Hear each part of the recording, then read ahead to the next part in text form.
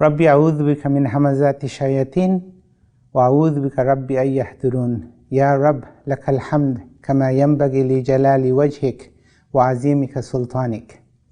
We pray that Allah subhanahu wa ta'ala protects us from leprosy, from insanity, from mutilation and all other serious diseases. These times are difficult, and today we're going to talk about the best ways of supporting our children at home, inshallah. Children of different ages will react differently to this situation that we find ourselves in. Very young children may be easily upset, they may cry a great deal, and they may show behavior that are not normal. Children of primary school age may also change some of their habits that they have outgrown from. Things like wetting their beds, having toileting accidents may return. And some children may feel sad, they may feel angry, afraid, but they may not have the necessary language to express and explain those feelings to us as parents. And if we have teenage children, they may demonstrate challenging behaviors for us. They may be worried. They may resort to behavior that we as parents do not want to see them in. They may behave antisocially. They may take up habits that we don't want them to have. And also, if there is bereavement or grievance in the family, different children may react differently depending on who we are dealing with and the age of the children and their relationship with the loved one who have passed away. And as parents, we have to be sensitive to those issues. We also have to understand that all children are not the same. There will be children with different issues. For example, I'm not talking about the normal thing about children not wanting to eat, but there are some children who have severe eating disorders, and they may demonstrate certain behaviors.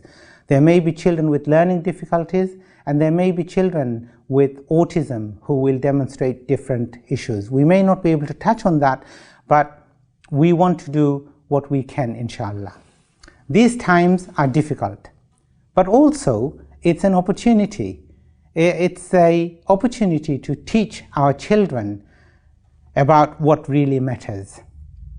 An opportunity to teach about our deen and the key values that underpin our great religion, Al-Islam. Children are likely to share these experiences with their children, with their grandchildren, and these experiences are most likely to be the foundation of their moral compass and the cement that holds their understanding of Tawheed and belief in one God. We must see this as an opportunity with extraordinary challenges instead of only a huge inconvenience to ourselves. As parents, we need to be sensitive and we need to be responsive.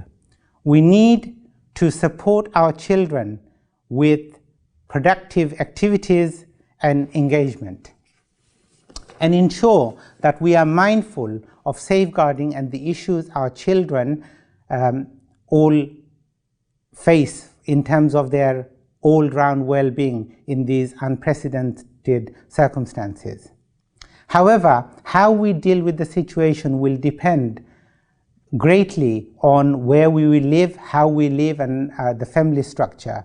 Some of us may have the facilities within our houses to accommodate the needs of our children. Others may not. We may be living in an overcrowded housing, and we may have extended families living with us as well. And we need to be very sensitive towards all those issues.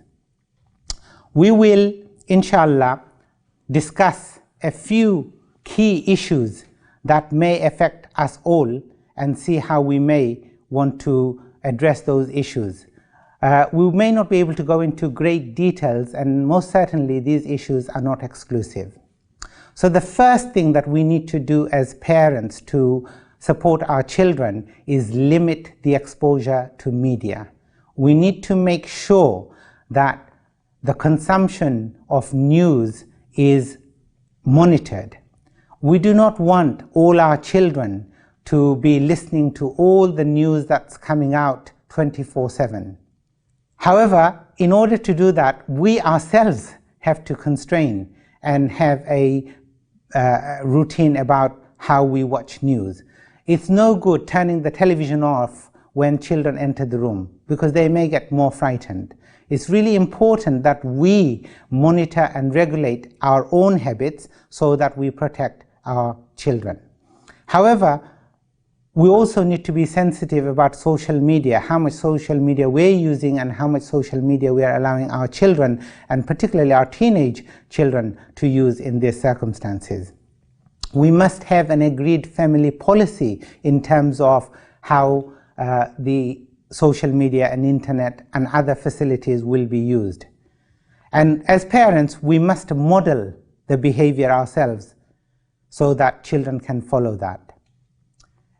And we must ensure that the smart devices that we have in our household does not become the childminder of our children, and we keep to our duty of minding our children in this difficult situation. The second thing is about having routine. Routines are crucial. All the experts agree that in these sort of circumstances, what time we go to bed, what time we wake up, what we do during the day is really important, and it's more important for our children. However, there are differences of opinion in terms of what that routine should look like. Some will argue that the routine needs to mimic what happens at school. Others will say no, the routine needs to be much more adapted to the needs of the child, the household, and what is happening. Whatever way we look at it, there are important things that needs to be included in that routine, and that is learning. There needs to be learning, there needs to be room for relaxation, and there needs to be room for reflection, and there needs to be time that children can spend on their own and time that children need to spend on collective activities. The routines or the plans that we do need to be realistic so that we know our children. They are able to follow that routine. It's no good suddenly raising our expectation and wanting our children to do things that we've never expected of them previously. We need to be realistic, and we need to be mindful that it needs to be incremental so that children are adapting and going up in terms of what we are expecting of them. The routines can be different in terms of what happens on weekdays and what happens on weekends, so that children have a sense. Some of us as adults don't know whether it's Monday or Tuesday. For children, it must be much more difficult. So we do need to put systems in place that helps them. And we can do that by differentiating what we ask our children to do during weekdays and what we want them to do during weekend. We need to make sure that children have opportunities and space to be on their own, as well to have collective activities. It's no good always insisting children to be in the same room. I know some of us may live in really overcrowded conditions, and if we do that, we can still create spaces within that structure so that children can have their time out. In the routine, we need to include activities for the soul, for the mind, and for the body. Spiritual well-being is really important. All children are inherently spiritual. As Muslims, we have a complete recipe to support children's spiritual development and growth. Include the reading, understanding, and memorizing of the Quran and Hadith in the daily routines, the daily timetable. Ensure children have access to and enjoy quality Islamic literature. Take this opportunity to extract the wonderful short stories from the Quran, be it the creation of Adam alayhi wasallam, the thinking of Ibrahim alayhi wasallam, the adventures of Musa alayhi wasallam, Noah alayhi salam and his ark, or the great flood, the people of the cave, or the testing of strengths between Ababil and the elephants. Share stories of the prophets and companions. Share contemporary stories of Islamic teaching. Most importantly, we need to involve our children in the form of daily worship and lead by examples. Instead of telling children what to do, we need to demonstrate and we need to show them through our practice. Rather than imposing something on them, we need to develop their understanding of the reasons and the rationale behind what we're doing and why we're asking certain things of them. Explaining things develop understanding, and an understanding helps cultivate good habits. And that's what we really want from our children in this difficult time. To develop children's mind, we need to talk to them. We need to really find out what their worries are. We need to deal with those worries, and we need to provide them with reassurance. You know, we shouldn't really just talk about sad stories. We shouldn't really think that children and ourselves are under siege. The word lockdown is not a word that we want to use with our children. The best way of talking to children is to say to the children, we're staying at home to stay safe. And therefore we are safe, and we need to do everything possible to protect other people. And that's why we're staying at home. You know, at wartime, children experience more difficulties. And there are children around the world who experience war in their lifetimes. We're really protected. We live in a country where our children have not been exposed to these sort of elements. And therefore, we need to introduce them. These are good life experiences. These are experiences that will develop resilience, tolerance, understanding, patience in our children. And we need to take those opportunities to do that. We shouldn't be afraid to talk to our children about COVID-19, about coronaviruses, but we should do so in a measured way. We should only give the information that is necessary. We don't need to explain to children that you cannot go to your grandmother's house because your grandmother is vulnerable.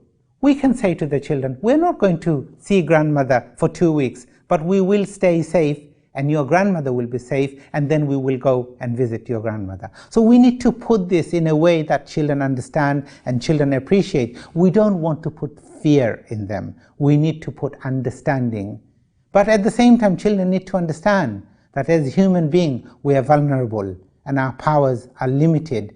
And it's a time about teaching them about Allah subhanahu wa ta'ala and Almighty's powers. And it's time to reinforce some of those values and beliefs that we know are so dear and so important for us as human beings. However, it's always important that when we finish our conversation with our children, we do so in a positive note.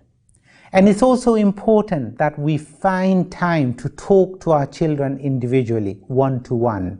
We may talk to them as a group, but if we have children, we must talk to them individually, because all children are different. All children's worries are different, and they respond differently to what we say. So as parents, yes, we may have a number of children, but we must find the time to talk to them individually, and we must listen to them. And in that listening, we must involve them in planning ahead so that they are involved in the planning of their activities. We don't just say to them, do this, do that. We ask them, what would you like to do? What can we do? And get children to give their ideas. Because if children are involved in giving the ideas, they will really enjoy what we are asking them to do. In that, we also need to take care of the physical development of children. Physical exercise is really essential and really important in this situation. If possible, we need to make sure that our children have an hour of outdoor exercise. But in that exercise, we need to make sure that social distancing and other rules for keeping safe, things like washing hands, things like making sure that we're not touching anything when we're out, is observed. However, when we are out, we need to take routes that does not have a lot of crowd. So if we live in inner city areas, we could explore the canals, we could explore the dockside and the quiet street. If we're lucky enough to be living in the suburbs, then we can explore the open fields. But we always must make sure that our children are safe and secure and they are supervised. We mustn't allow our children to venture on their own, because the world is not a perfect place. Now, some of us may not be able to go outdoors. We may not want to go outdoors. There may be health reasons that impede on our ability to be able to do so. And if that is the case, then we need to organize physical activities within our household. We can make sure that our house is a place where children can do the necessary exercise and still keep safe. You know, if people can climb Mount Everest in their house, we can do a great deal in our houses. We just need to be a little bit creative and think outside the box. Maybe create an assault course within the house where children have to go around things, under things, over things, but always maintain safety. We need to ensure and maintain the routines and the exercises continue every day, so that we don't do exercise for a long time one day and then nothing the next day. We also need to make sure that the sessions for exercises, instead of being long indoor, we divide them into small sessions and spread them across the day.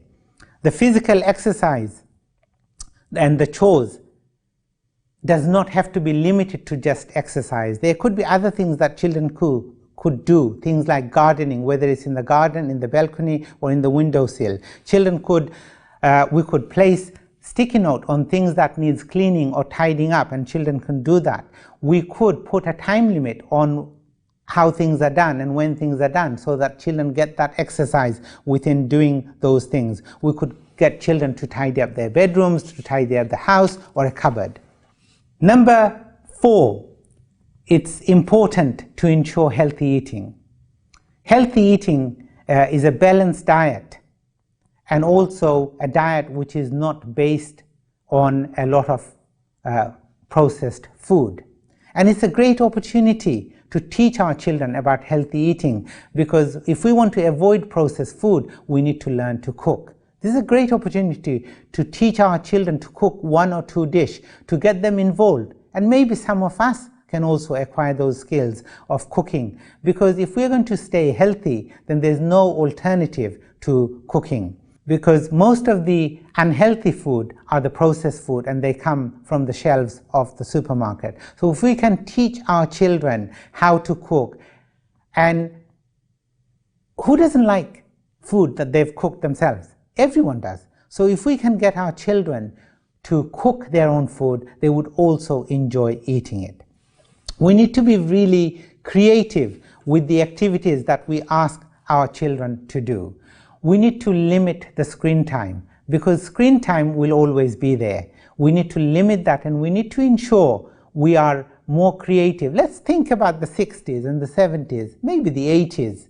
You know, some of us as parents were born in the 80s and the 90s. What did we do before the invent of the computer? What did we do when there was no mobile phones or game stations? What did we do? And go back to those experiences. And instead of playing games with children, ask children to make and invent their own games, because that's where the fun lies really. Children love competitions. And if the competition allows them to win, children like it more. Let them win and involve the whole family, because when the whole family is involved, children do enjoy those experiences more. Think about what sort of activities you can do without relying on technology. Think about all the games you can play. Think about all the language that you can use.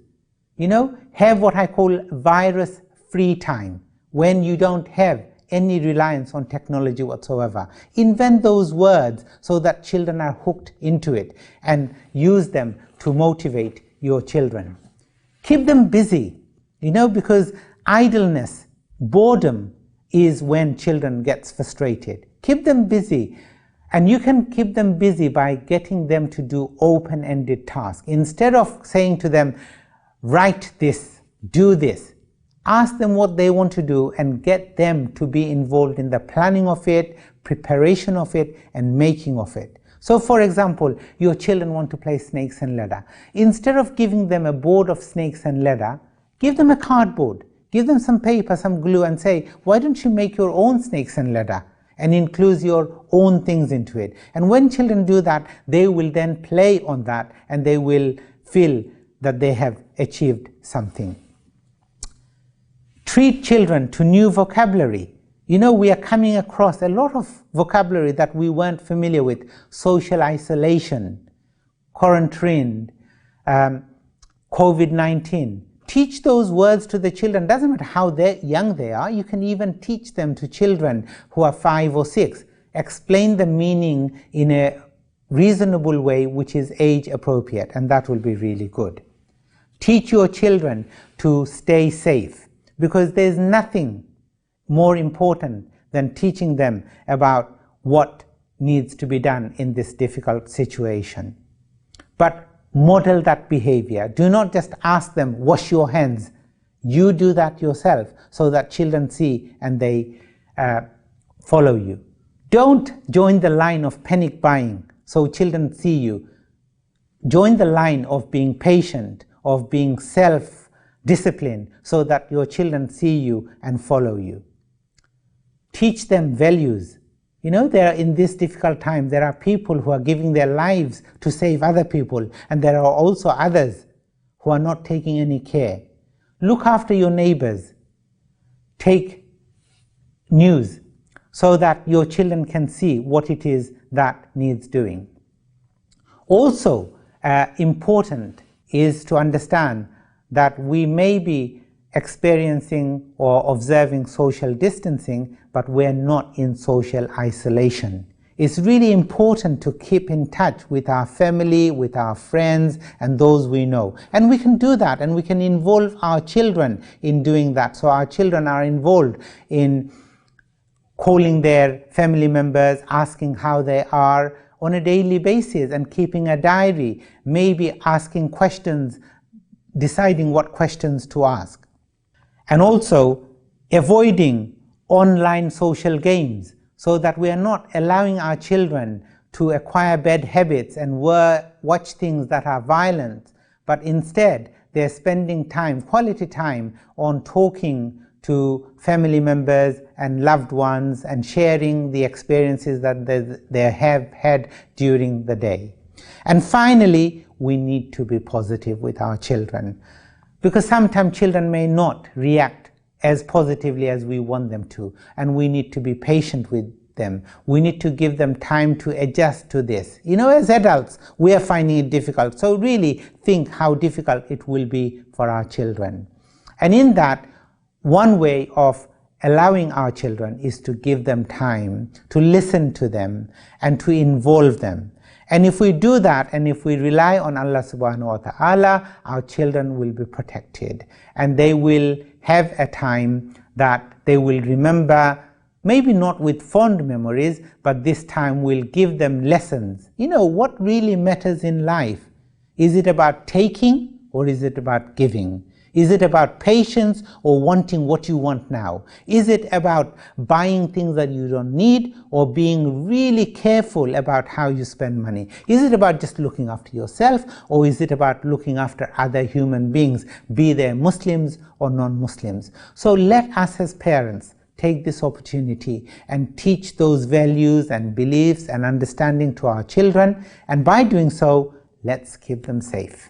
So I pray that Allah subhanahu wa ta'ala allow us to do what we need to do so that we can protect our families, our loved ones, and I pray that Allah keeps us protected. May Allah subhanahu wa ta'ala give us the patience, and may He bless us with His mercy in this difficult time. Please stay safe and take care. Jazakallah khair. Assalamu alaikum wa rahmatullah.